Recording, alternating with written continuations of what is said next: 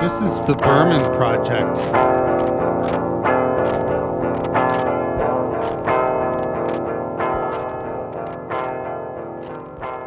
Self-Portrait at 28. I know it's a bad title, but I'm giving it to myself as a gift on a day nearly cancelled by sunlight when the entire hill is approaching the ideal of Virginia. Brochured with goldenrod and loblolly, and I think, at least I have not woken up with a bloody knife in my hand. By then, having absently wandered 100 yards from the house while still seated in this chair with my eyes closed. It is a certain hill, the one I imagine when I hear the word hill, and if the apocalypse turns out to be a worldwide nervous breakdown, if our 5 billion minds collapse at once, well, I'd call that a surprise ending, and this hill would still be beautiful, a place I wouldn't mind dying alone or with you. I'm trying to get at something, and I want to talk very plainly to you so that we are both comforted by the honesty. You see, there is a window by my desk I stare out when I'm stuck. Though the outdoors has rarely inspired me to write, and I don't know why, I keep staring at it.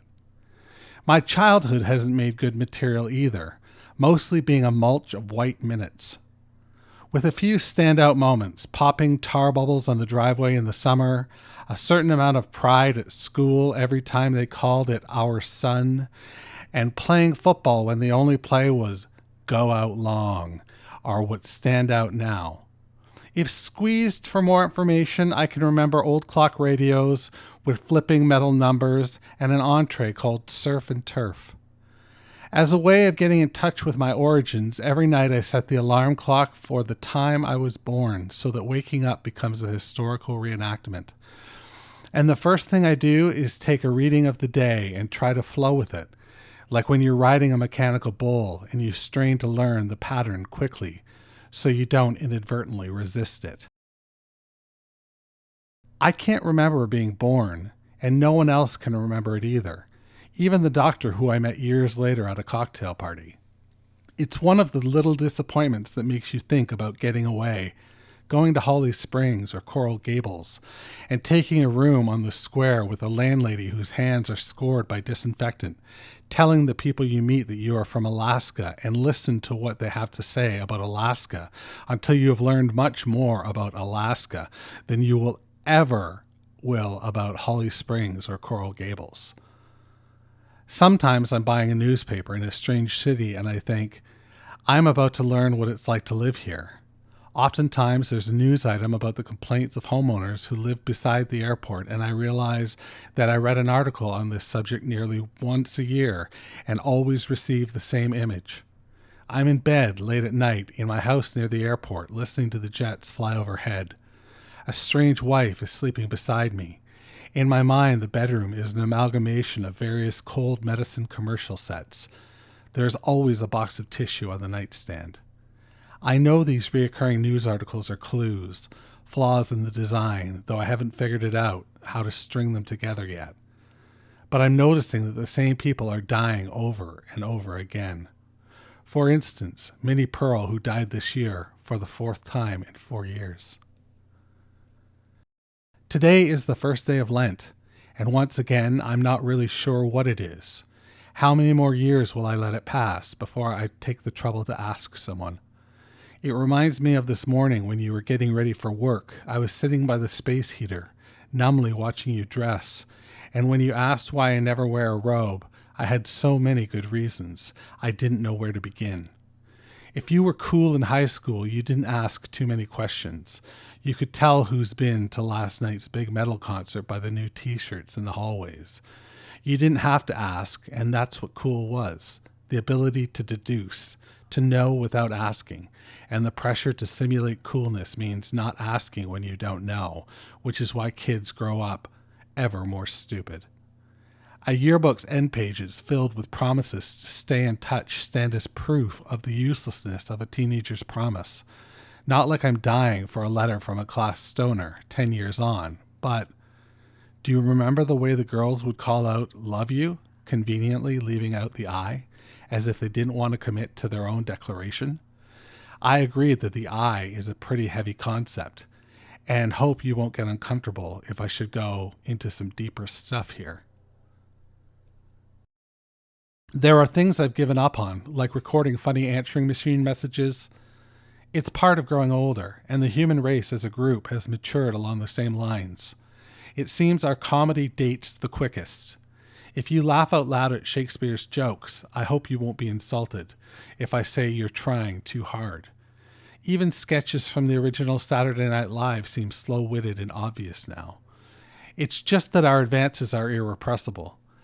Nowadays, little kids can't even set up lemonade stands. It makes people too self-conscious about the past, though try explaining that to a kid. I'm not saying it should be this way. All this new technology will eventually give us new feelings that will never completely displace the old ones, leaving everyone feeling quite nervous and split in two. We will travel to Mars, even as folks on Earth are still ripping open potato chip bags with their teeth. Why? I don't have the time or intelligence to make all the connections, like my friend Gordon. This is a true story, who, having grown up in Braintree, Massachusetts, had never pictured a brain snagged in a tree until I brought it up. He'd never broken the name down to its parts. By then, it was too late. He had moved to Coral Gables.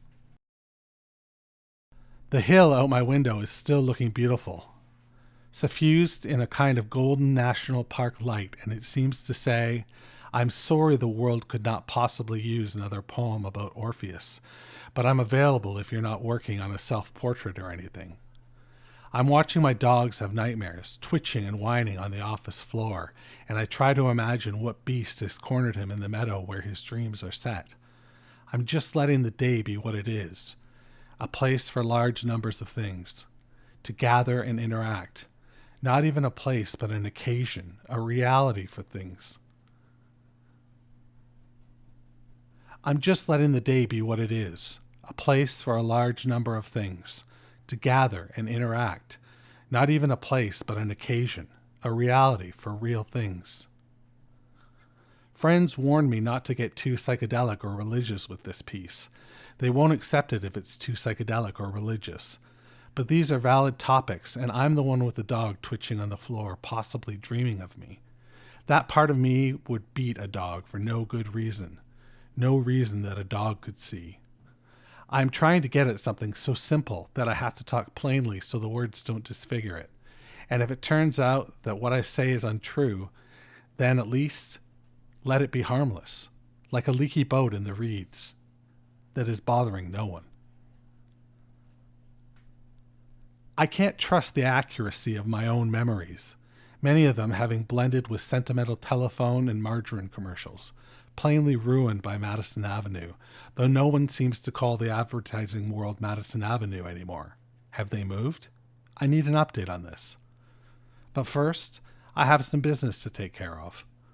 I walked out to the hill behind our house, which looks positively Alaskan today, and it would be easier to explain this if I had a picture to show you. But I was with our young dog, and he was running through the tall grass, like running through the tall grass is all of life together, until a bird calls or he finds a beer can, and that thing fills all the space in his head. You see, his mind can only hold one thought at a time, and when he finally hears me call his name, he looks up and cocks his head. For a single moment, my voice is everything. Self-portrait at 28.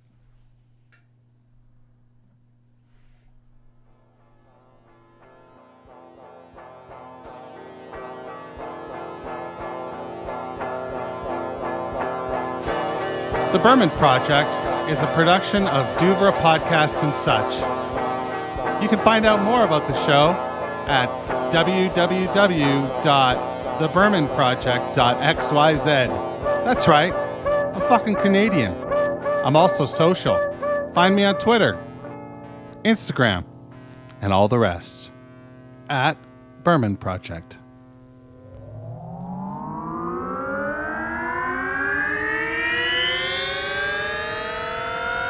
Douvres Podcasts and Such.